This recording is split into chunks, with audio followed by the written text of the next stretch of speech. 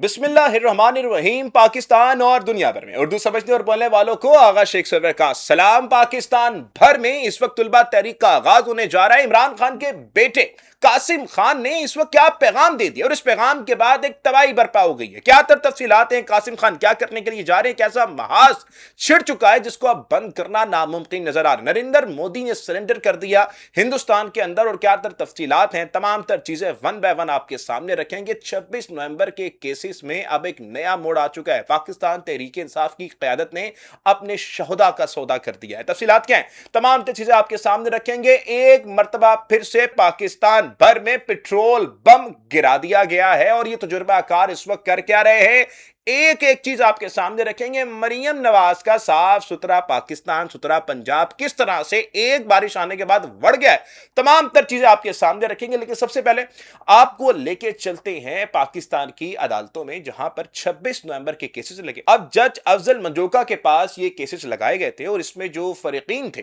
وہ prime minister Shahbaz شریف صاحب تھے، جناب محسن نقوی صاحب سے، عطا تارڑ صاحب تھے، آئی جی پنجاب عثمان انور صاحب تھے، اور آئی جی اسلام آباد تھے، اور بڑی بڑی شخصیات تھی جن کو فریق بنایا گیا تھا۔ اور یہ جو اپلیکیشن فائل کی گئی تھی وہ پاکستان کے چیئرمین، یعنی کیئر ٹیکر چیئرمین کہہ لیں، بریسٹر گور صاحب نے یہ اپلیکیشن دی تھی۔ اب اس اپلیکیشن کی پہلی سنوائی کے وقت ہی جو افضل منجوکا صاحب ہیں، انہوں نے اس کو مسترد کر دیا اور کہا کہ یہ ویلڈ نہیں ہے۔ اب انہوں نے اس پہ اعتراضات کیا اٹھائیں، اس سے پہلے میں آپ کو بتاؤں کہ یہ جو جج افضل منجوکا صاحب ہیں، یہ ہیں کون؟ جناب یہ وہی جج ہیں جنہوں نے ایمان مزاری اور ہادی علی چٹھا کو جیل بھیجا ہے، اور ان کا جو فیئر ٹرائل ہوتا ہے وہ بھی نہیں ہونے دیا اور اپنا فیصلہ صادر کر دیا تھا۔ یہ وہی جج ہیں۔ جج افضل منجوکا نے متنازع سوشل میڈیا پوسٹ کے کیس میں انسانی حقوق کی کارکن ایمان مزاری اور ہادی علی چٹھا کے خلاف آج دوبارہ ناقابل ضمانت وارنٹ گرفتاری جاری کر دیے ہیں۔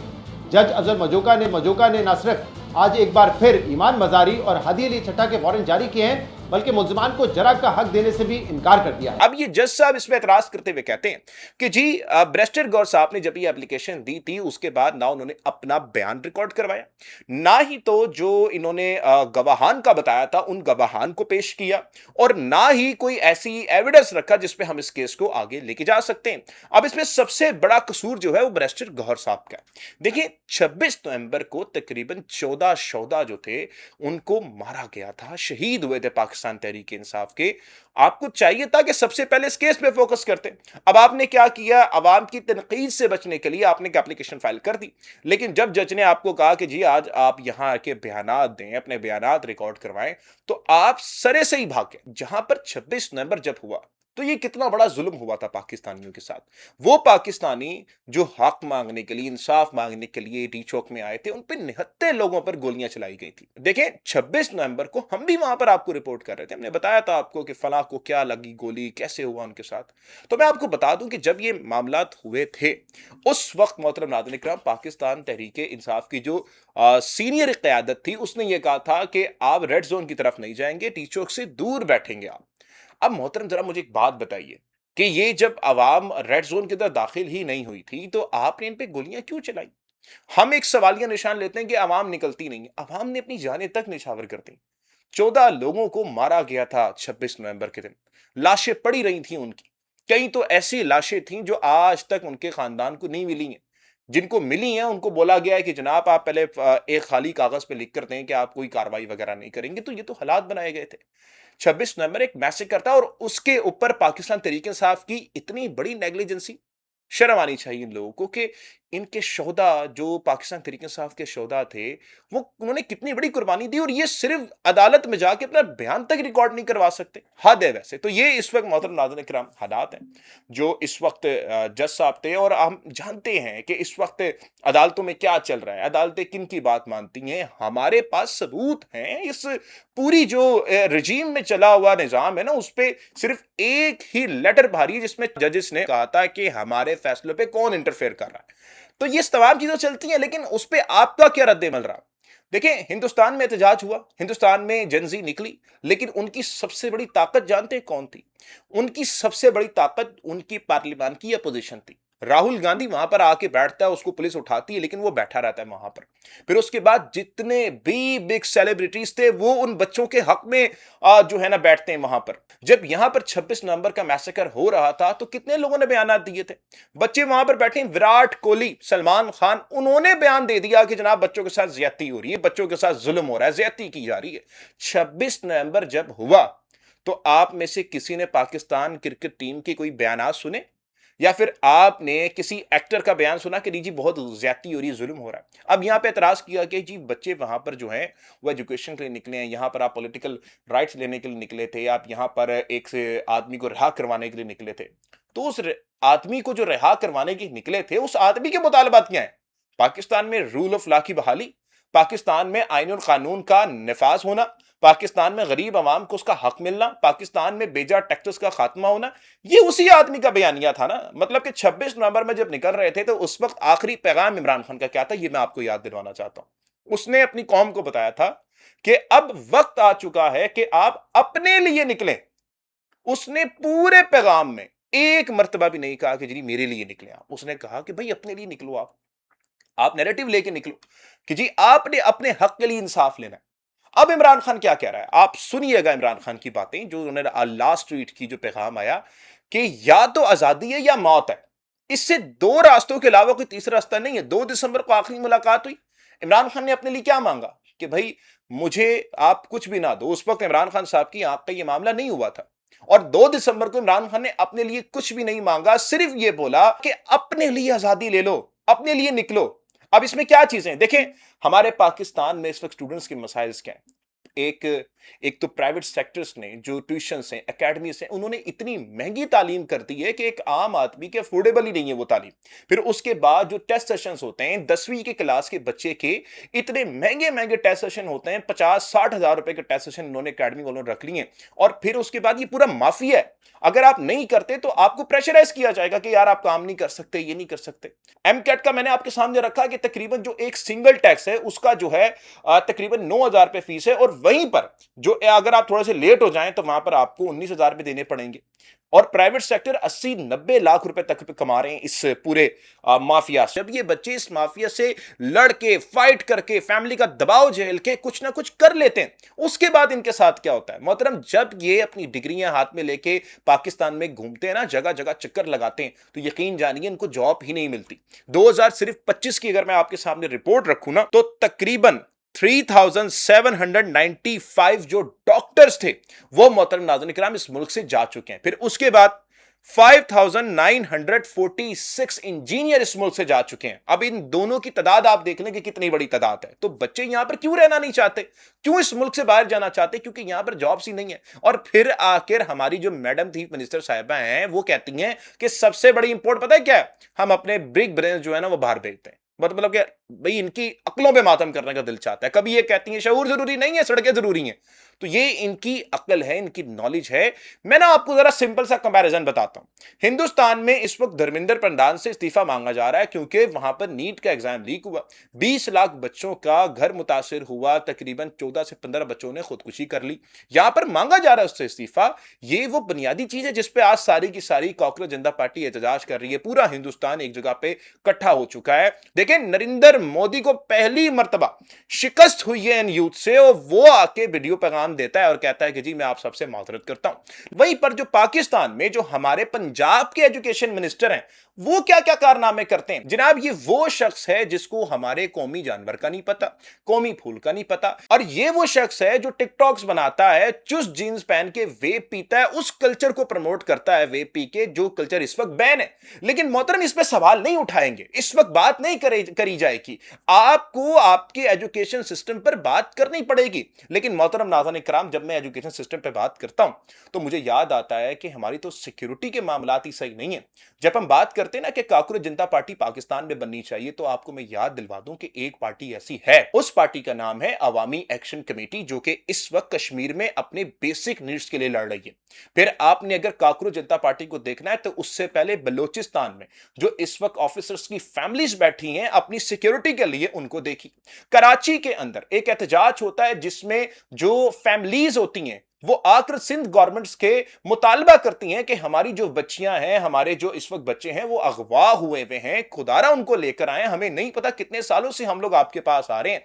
जब वो सिंध के अंदर प्रोटेस्ट करते हैं तो जानते हैं उन पे लाठी चार्ज होता है, उनको मारा जाता है, बालों से पकड़ के घसीटा जाता है। आपको इस बात का पता नहीं होगा क्योंकि मोहतरम नाज़रीन इकराम, हमें सिर्फ काकरोच जनता पार्टी दिख रही है। अपने पाकिस्तान के मसाइल हमारे इतने ना, किस किस पे बात करें। कल मोहतरम नाज़रीन इकराम पाकिस्तानियों पर पेट्रोल बम गिराया गया। पेट्रोल तकरीबन 4 रुपए और महंगा कर दिया गया। देखिए, इस एक हफ्ते की मुद्दत में पाकिस्तानी हुकूमत ने जो है अवाम पे 20 रुपए पेट्रोल महंगा किया है, 20 रुपए पेट्रोल बढ़ाया है, और वहीं पर जो डीजल की कीमत बढ़ाई है ना, वो 55 रुपए बढ़ाई है। तो मोहतरम नाज़रीन इकराम, 20 रुपए इन्होंने पेट्रोल पे बढ़ाया और 55 रुपए किस पे? डीजल पे बढ़ाया। और ये रोजाना का जो बढ़ने वाला सिलसिला है ना, वो कम नहीं हो रहा है। इन्होंने इस पूरे मामले के अंदर कहा था कि हम रोजाना पेट्रोल की कीमत बढ़ाएंगे। अब रोजाना कीमतें बढ़ाने का तो मामला था, लेकिन साथ में कहा था कभी कभार हम कम भी करेंगे। अब कम क्या किया इन्होंने? देखिए, 20 जुलाई को ये लोग पैसे कम करते हैं पेट्रोल के अंदर से, कितने? 35 पैसे। और फिर 21 जुलाई को दोबारा ये पैसे बढ़ाते हैं तकरीबन 4 रुपए। और यहां पर जब 35 पैसे कम होते हैं ना, तो पटवारी हजरात पता है क्या कहते हैं? वो कहते हैं कि जी यकीन करें, बहुत बड़ी कामयाबी है। हिंदुस्तान के मोदी अनभक्तों में और इन पटवारियों में कोई फर्क नहीं है यार। लिटरली 20 जुलाई को आपके 35 पैसे पेट्रोल में कम हो रहे हैं और वो जो है ना बगले बचा रहे हैं। वहीं पर जब आपके 21 जुलाई को पैसे 4 रुपए और बढ़ा दिए जाते हैं तो फिर कहते हैं ओहो कोई नहीं, हुकूमत की मजबूरियां। तो ये इनके हालात हैं। मतलब नाज़रीन किराम, आगे चलें तो आपको बताएं कि मरियम नवाज शरीफ जो दावे करती है ना कि मेरा पंजाब बड़ा अच्छा हो चुका है, बड़ा साफ सुथरा हो चुका है, किस तरह से साफ सुथरा हो चुका है, ये आपको कुछ विजुअल्स दिखाता हूं। ये वो विजुअल्स हैं जिसको आप देख सकते हैं कि पंजाब कितना बेहतरीन हो चुका है। अब मरियम साहिबा जो हैं इस सारे मामले पे एक ट्वीट पोस्ट करती है, जिस पे एक फेक तस्वीर लगाते हुए कहती हैं कि जी देखें पंजाब कितना साफ हो चुका है। अब इन्हीं की पोस्ट के अंदर जो लोग कमेंट्स करके बता रहे हैं कि मरियम साहिबा जरा होश के नाखून लीजिए, वो आप पढ़ें।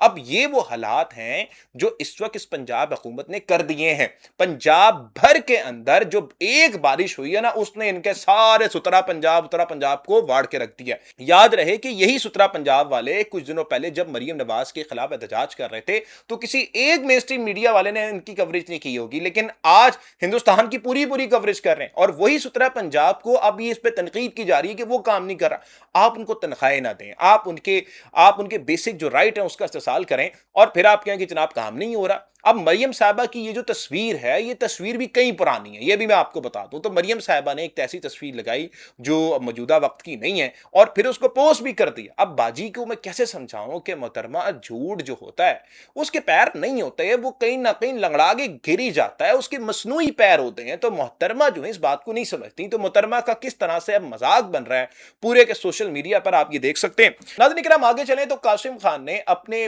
वालिद के हक में जो है मोर्चा संभाल लिया। अब कासिम खान साहब पहले कह क्या रहे हैं, पहले हम आपको वो बता देते हैं, फिर उसके बाद आपको तफसीलात बताते हैं कि अब 5 अगस्त को अब ऐसा क्या होने के लिए जा रहा है जिससे अब ये निजाम खौफजदा है। ये निजाम इस वक्त कोशिश कर रहा है कि 5 अगस्त के एहतजाज को मौखर किया जा सके, पूरी पाकिस्तान तहरीक इंसाफ को पेशावर बिठाया जा सके। क्यों डर और खौफ है, ये तमाम चीजें आपके सामने रखेंगे, लेकिन कासिम खान का बयान आपके सामने रख देते हैं। कासिम खान की ये ट्वीट आप देख सकते हैं, उन्होंने अंग्रेजी में ट्वीट की है, हम इसका उर्दू तर्जुमा आपके सामने रख देते हैं। वो कहते हैं कि अब तकरीबन 1100 दिन हो चुके हैं जब से मेरे वालिद इमरान खान कैद में हैं। मार्च से अब तक मेरे भाई और मुझे इनकी आवाज सुनने तक का मौका नहीं मिला। कई माह से हमें इनसे राब्ते की इजाजत नहीं दी गई। इनकी बिनाई मुसलसल कमजोर हो रही है, लेकिन हमें यह भी मालूम नहीं कि इन्हें तिब्बी सहूलियात तक रसाई हासिल है या नहीं। इन्हें फौरी तिब्बी तवज्जो की ज़रूरत है, मगर ख़ानदान या कानून और नुमाइंदगान को इन तक रसाई ना होने की वजह से हमें किसी ज़राए से भी इनकी सेहत के बारे में कोई क़ाबिल एतमाद मालूमात या इत्मीनान नहीं मिल रहा। गुज़िश्ता कुछ अरसे से मुझे अपने वालिद की कमी पहले से कहीं ज़्यादा महसूस हो रही है। मेरा दिल चाहता है कि मैं इनसे मामूली सी बात कर सकूं, जैसा अपने क्रिकेट के बारे में, इन किताबों के बारे में जो मैं पढ़ रहा हूं, या ये कि आजकल कौन सी नई फिल्म अच्छी है। मैं समझता हूं कि पाकिस्तान की आवाम अपने मुंतखब रहनुमा को आज़ाद देखना चाहती है, लेकिन मैं अपने वालिद को पहले से कहीं ज़्यादा زیادہ یاد کر رہا ہوں، لیکن یہ معاملہ صرف ایک باپ کا نہیں، یہ پاکستان اور اس کے مستقبل کا معاملہ ہے۔ یہ دھاندلی زدہ اور آمرانہ نظام مسلسل سیاسی مخالفین کو کچل رہا ہے، جمہوری اداروں کو کمزور کر رہا ہے اور کروڑوں پاکستانیوں کو اپنی مرضی سے اپنے رہنما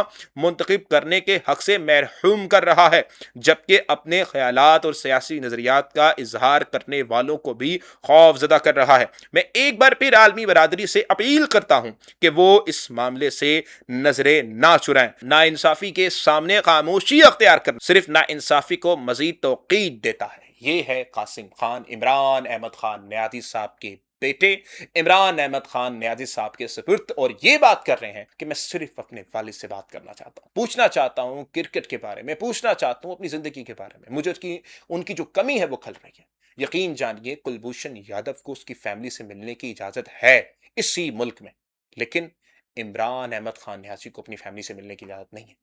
یاد رکھیے گا، عمران احمد خان نیازی کو وہ بنیادی سہولت جو اس وقت اس نظام کا فرض ہے نا، وہ تک وہ نہیں دے رہے۔